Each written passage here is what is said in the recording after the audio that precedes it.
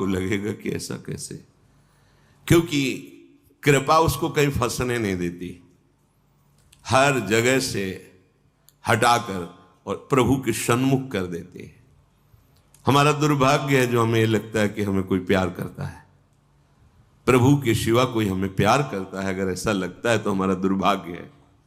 अगर कोई कर रहा है तो मेरे प्रभु ही इस रूप में कर रहे हैं, ये बात तो समझ में आती है। प्रभु से विमुख होकर कोई हमें प्यार कर रहा है, ये तो बहुत बड़ा माया का फसाव हो गया, भ्रम हो गया। पर कृपा पात्र को ये भ्रम भी नहीं होने दिया जाता, दिखाई देता है इस जगत। सच्ची मानिए, हृदय की ऐसी स्थिति होती है, नहीं होता कहीं कोई ठौर ठिकाना हो, चाहे भी तो नहीं होता। उसका तो स्वभाव जन्म जन्मांतर से पड़ा रहा है ना, ममता आसक्ति करना। कोई एक बार प्रेम से बोल दे तो उसका मन कहने लगता है ये मेरा, ये मेरा है, ये मुझे चाहता है, ये मुझे मेरा अपना है। प्रभु से विमुख करने वाली जो अपनापन की वृत्ति है, प्रभु की कृपा पात्रों के हृदय में वो उदय ही नहीं होने दी जाती। तब ये भरोसा जागृत होता है कि अब क्या गति क्या दुर्गति, में किसी लायक ही नहीं हूं कि मैं कोई दावा पेश करूं प्रभु से, मैं बड़ा व्रत नियम, मैं बड़ा जपी तपी, प्रभु आप मेरा कल्याण कर दे या मुझे परम पद।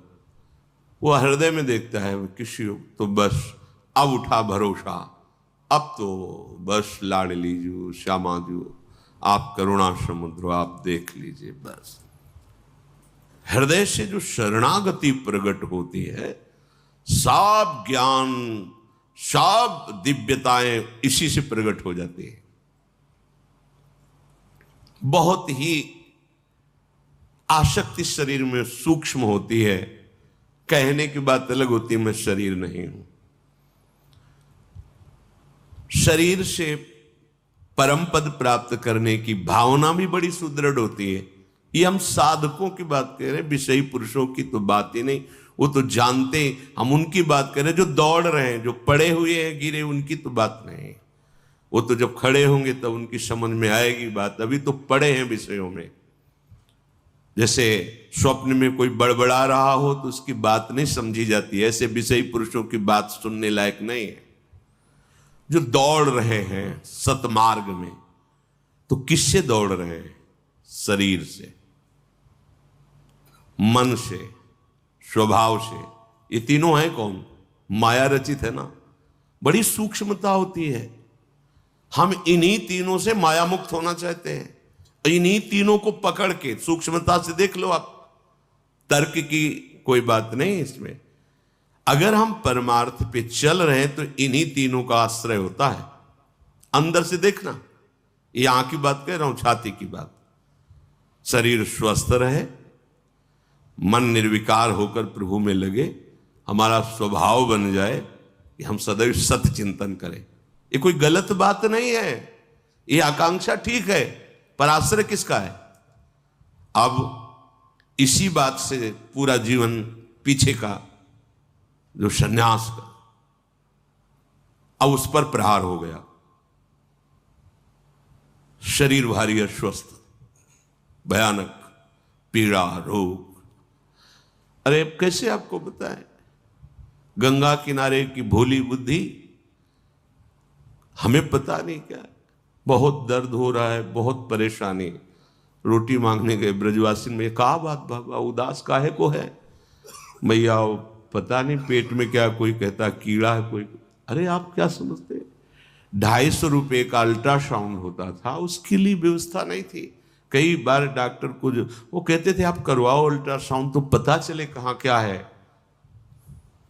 किसी के पास कोई संत ले गए कि संत को अल्ट्रासाउंड कराना है, तो ऐसे बात कर रहे थे वो जैसे किसी मुजरिम से बात किया जाता है।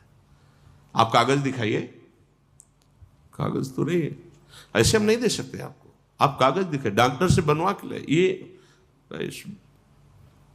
रहने दीजिए, आप रहने दीजिए ऐसे।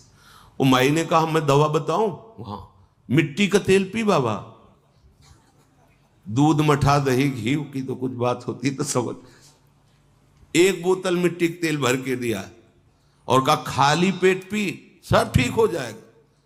मिट्टी का तेल, किडनी खराब, पता तो था लैला, और भीषण कष्ट।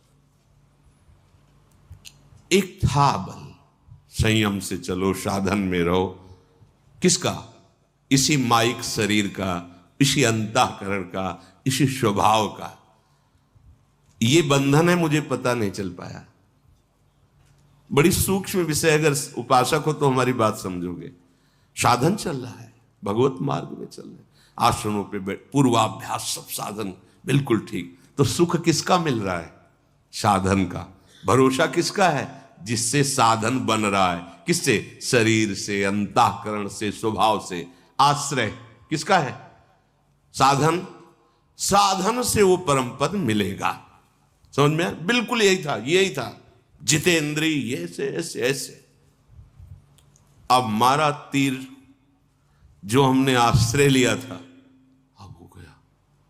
जब पता चला किडनी फेल, क्या होता है? मर जाता है आदमी। बिल्कुल पता नहीं किडनी कौन सा अंग, हमें क्या पता, मर जाता है। कब? कभी भी। अच्छा, अब लगा कि ये भी गया। जिसके भरोसे से साधन चल रहा, वो शरीर गया। अब मन शरीर के, अब इस समय ये पाठ, इस समय ये आचरण, इस समय ये अभी ठिकाना जिसे परमानंद कहते हैं, वो केवल केवल इनके त्याग से उत्पन्न होता है। ये बात नहीं समझ में आई थी? त्याग तो है ही है ना बाबा जी मेरा, लेकिन आश्रय इसी शरीर के साधन से, इसी अंतःकरण के संकल्प विकल्प वृत्तियों से, इसी स्वभाव से उस परम पद, कहीं कोई बीच में नहीं है। और इसी पे बाण चल गया। अब उदय हो रही है जो जीवन की परम लाभ वृत्ति। अब तो साधन नहीं बनेगा। कब शरीर छूट जाएगा पता नहीं, मन कहां कब फंस जाए कोई पता नहीं। मतलब पीड़ा हो रही, मन पीड़ा का चिंतन करे, अंदर से आर्त भाव जागृत है, हे प्रियाजू आपका स्वभाव सुना है। अब तो साधन भी नहीं, साधन का भी भरोसा छूटा। जिससे साधन बन रहा था उसका भी भरोसा छूटा।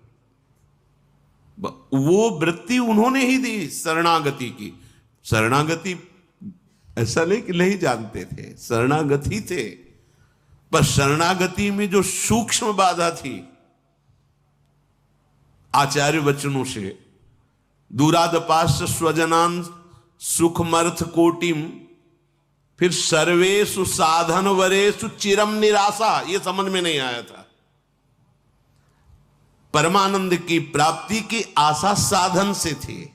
सर्वेषु साधन वरेषु चिरम निराशा, ये नहीं, ये कैसे? साधन से निराश हो गए तो फिर हमारा परमार्थ क्या? ये बड़ी ऊंची बात है। सर्वेषु साधन वरेषु चिरम निराशा। जब साधन के यंत्र ही ठीक नहीं रह गए तो क्या साधन? लगा कि धाम का आश्रय, धाम का जो शरणागति, अभी कोई रंग नहीं चढ़ा, एकदम हृदय में आर्त भाव, ओ बस राधा राधा। अब तो वो वृत्ति देने वाली छूट गया आश्रय। किसका? साधन और साधन के यंत्रों का।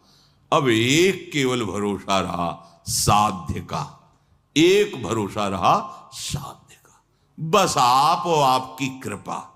अब निकलने लगे वचन कि मेरे साधन भी प्रियाजू, मेरे साध्य भी प्रियाजू।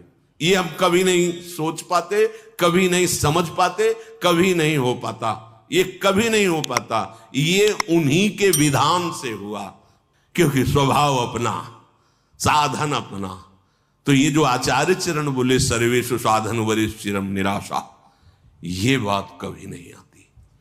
ये उनकी कृपा से जब ये बात आई तो फिर बात की बात प्रकाशित हो गई। उन्हीं की कृपा। बस अब नरक स्वर्ग अपवर्ग आस नहीं त्रास, न जीने की आस, न मरने की आस, न गति न दुर्गति, कोई प्रश्न नहीं, कोई समाधान चाहने की इच्छा नहीं। हो गया।